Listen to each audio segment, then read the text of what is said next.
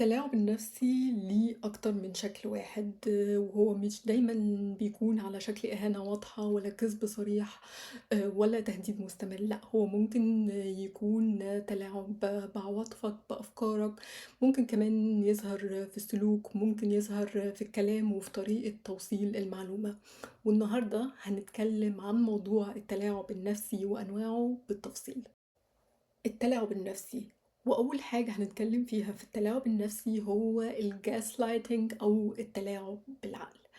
التلاعب العقلي بيكون على شكل إن الشخص يحاول إن هو ينكر الحقيقة، إن هو يشككك في الواقع، إن هو يخلّيك تشُك في نفسك وفي أفكارك، يعني مثلًا يقول لك أنت بتتخيل، أنا ما قُلتش كده، أنت حساس بزيادة.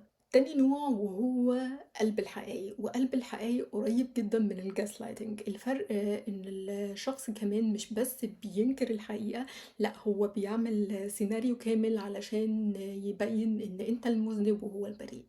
يعني مثلًا حصلت مشكلة، ال أنت اتعصبت وهو اتعصب، إن حصل مثلًا رَد فعل عنيف من ناحيتك أنت، فيبتدي مثلًا الشخص ده يقول أنت اللي عصبتني، أنت اللي حساس زيادة عن اللزوم، أنت اللي بدأت، أنت اللي كبّرت الموضوع.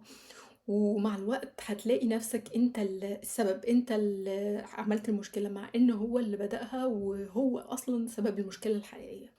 تاني نوع وهو الإرباك والتناقض، والنوع ده بيكون أساسه إن هو يلعب على إحساسك بالأمان، يعني مرة واحدة يختفي ومرة يكون موجود، مرة يحسسك إن أنت مهم ولحظة تانية يحسسك إن أنت ولا حاجة، مرة يكون واضح وبعدين بيكون غامض.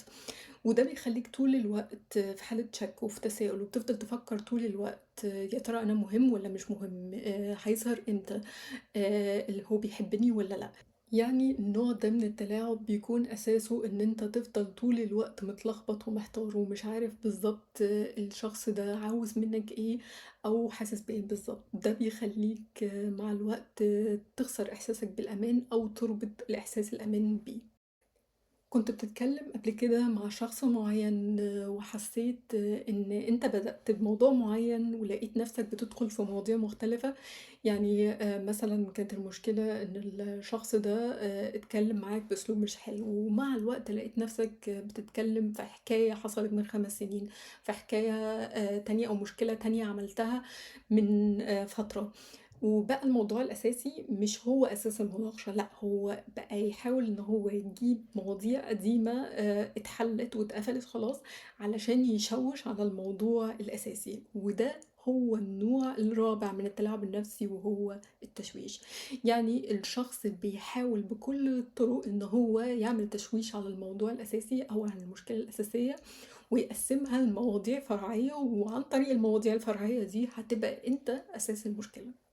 يعني التلاعب النفسي بيكون على شكل التلاعب العقلي اللي هو الgaslighting، التشويش، قلب الحقايق، أو الإرباك والتناقض. وبكده نكون وصلنا لنهاية موضوعنا النهارده، كانت معاكم نهى موافي، باتمنى لكم يوم سعيد ومع السلامة.